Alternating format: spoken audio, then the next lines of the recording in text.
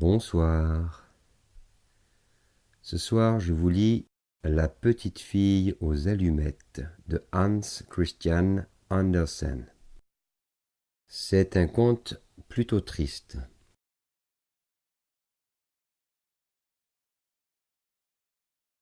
Il faisait effroyablement froid.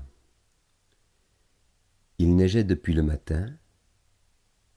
Il faisait déjà sombre. Le soir approchait. Le soir du dernier jour de l'année. Au milieu des rafales, par ce froid glacial, une pauvre petite fille marchait dans la rue. Elle n'avait rien sur la tête, elle était pieds nus.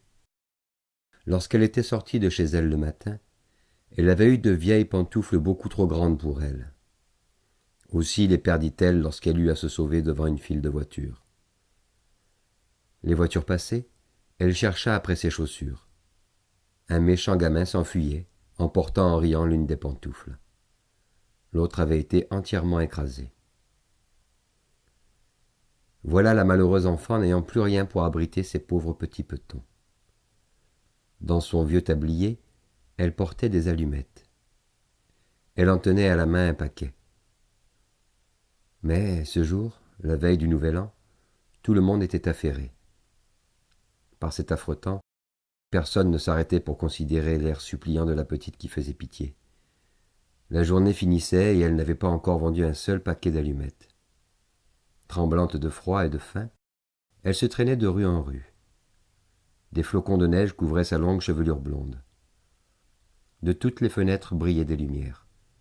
De presque toutes les maisons sortait une délicieuse odeur, celle de l'oie qu'on rôtissait pour le festin du soir. C'était la Saint-Sylvestre.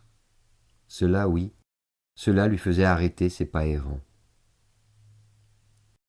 Enfin, après avoir une dernière fois offert en vain son paquet d'allumettes, l'enfant aperçoit une encoignure entre deux maisons, dont l'une dépassait un peu l'autre. Harassée, elle s'y assit et s'y blottit, tirant à elle ses petits pieds. Mais elle grelotte et frissonne encore plus qu'avant, et cependant elle n'ose rentrer chez elle. Elle n'y rapporterait pas la plus petite monnaie, et son père la battrait. L'enfant avait ses petites menottes toutes transies. « Si je prenais une allumette, se dit-elle, une seule pour réchauffer mes doigts. » C'est ce qu'elle fit. Quelle flamme merveilleuse c'était! Il sembla tout à coup à la petite fille qu'elle se trouvait devant un grand poêle en fonte, décoré d'ornements en cuivre. La petite allait étendre ses pieds pour les réchauffer, lorsque la petite flamme s'éteignit brusquement. Le poêle disparut, et l'enfant restait là, tenant en main un petit morceau de bois à moitié brûlé. Elle frotta une seconde allumette. La lueur se projetait sur la muraille qui devint transparente. Derrière, la table était mise. Elle était couverte d'une belle nappe blanche sur laquelle brillait une superbe vaisselle de porcelaine. Au milieu s'étalait une magnifique oie rôtie, entourée de compote de pommes. Et voilà que la bête se met en mouvement et, avec un couteau et une fourchette fixés dans sa poitrine, vient se présenter devant la pauvre petite. Et puis plus rien. La flamme s'éteint. L'enfant prend une troisième allumette, et elle se voit transportée près d'un arbre de Noël, splendide. Sur ses branches vertes brillaient 1000 bougies de couleur. De tous côtés pendait une foule de merveilles. La petite étendit la main pour saisir la moins belle. L'allumette s'éteint. L'arbre semble monter vers le ciel, et ses bougies deviennent des étoiles. Il y en a une qui se détache et qui redescend vers la terre, laissant une traînée de feu. « Voilà quelqu'un qui va mourir, » se dit la petite. Sa vieille grand-mère, le seul être qu'il avait aimé et chéri, et qui était morte il n'y avait pas longtemps, lui avait dit que lorsqu'on voit une étoile qui file, d'un autre côté une âme monte vers le paradis.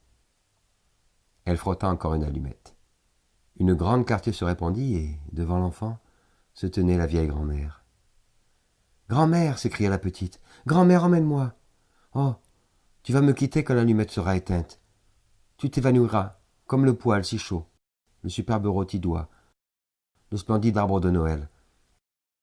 Reste, je te prie, ou emporte-moi. » Et l'enfant alluma une nouvelle allumette, et puis une autre, et enfin tout le paquet, pour voir la bonne grand-mère le plus longtemps possible.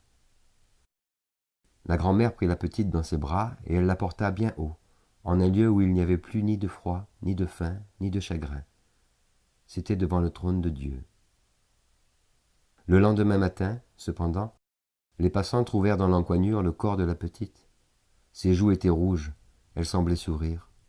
Elle était morte de froid, pendant la nuit qui avait apporté à tant d'autres des joies et des plaisirs.